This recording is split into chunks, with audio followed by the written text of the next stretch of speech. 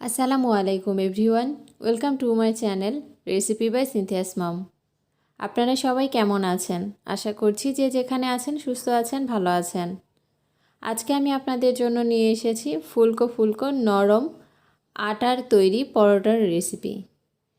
আশা করছি আমার আজকের রেসিপিটি আপনাদের কাছে ভালো লাগবে। চলুন তাহলে দেখে নেওয়া যাক আজকের এই সহজ রেসিপিটি। এর জন্য এখানে একটা মিক্সিং বোল নিয়েছি। এবার এর মধ্যে 2 কাপ আটা দিয়ে নিচ্ছি।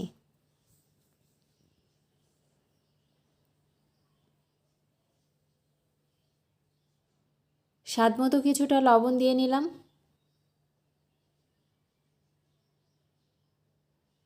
আর 2 টেবিল চামচের মতো তেল দিয়ে নিলাম। এবার শুকনো উপকরণ ভালো মতো মিক্সড করে নিচ্ছি। আমার মিক্সড করা হয়ে গেছে। এবার এর মধ্যে নর্মাল তাপমাত্রার পানি দিয়ে একটা ডো তৈরি করে নেব।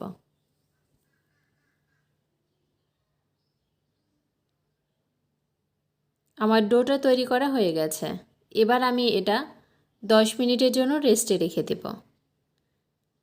10 মিনিট পরে ডোটা আমি ভালো মতো মথে নিয়েছি আর সেখান থেকেই 5টা লেচি কেটে নিয়েছি। দেখতেই পাচ্ছেন।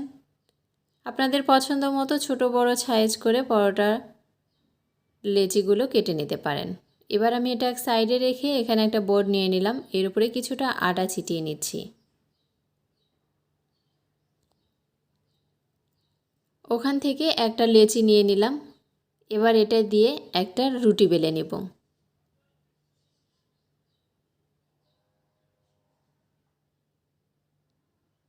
আমার রুটিটা বেলে নেওয়া হয়ে গেছে।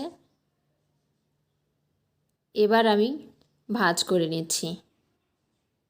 আমি যেহেতু 4 কোণা পরোটা তৈরি করব, এজন্য এভাবে ভাঁজ করে নিচ্ছি।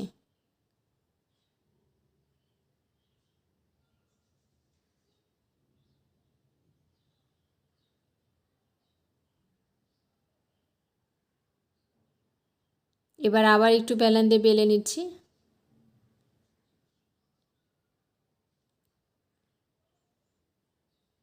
আমার একটা পরোটা বানানো হয়ে গেছে। দেখতে পাচ্ছেন কতটা পুরুত্ব করে আমি বেলে নিয়েছি। আমি খুব বেশি মোটাও করি নাই বা খুব বেশি পাতলাও করি নাই, এরকম করে বেলে নিয়েছি। এদিকে চুলায় আগে থেকে একটা ফ্রাই প্যান বসিয়েছিলাম। এবার এর মধ্যে সেই পরোটাটা দিয়ে নিলাম।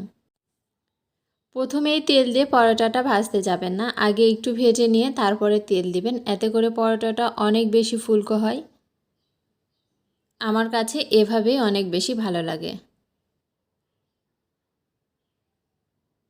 এক সাইড কিছুক্ষণ হয়ে আসার পরে পলটে নিয়েছিলাম। অপর সাইডও কিছুটা হয়ে আসার পরে আবার পলটে নিয়েছি।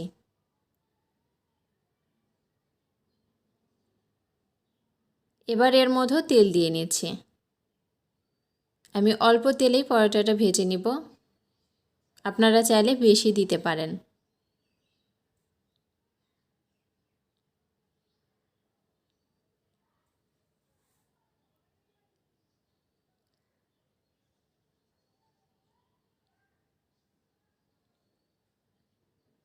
দেখতেই পাচ্ছেন পরোটাটা কতটা ফুলে উঠেছে।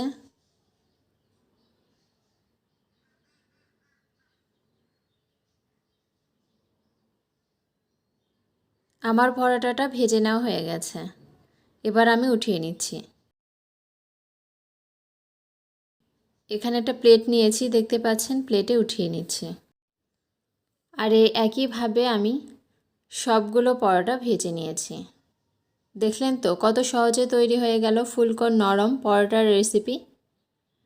আমার রেসিপিটি যদি ভালো লাগে তাহলে চ্যানেলটি সাবস্ক্রাইব করে চ্যানেলের সাথেই থাকবেন। আর আজকে এই পর্যন্তই। আবার দেখা হবে নতুন কোনো রেসিপি নিয়ে। সে পর্যন্ত সবাই ভালো থাকবেন, সুস্থ থাকবেন। আল্লাহ হাফেজ।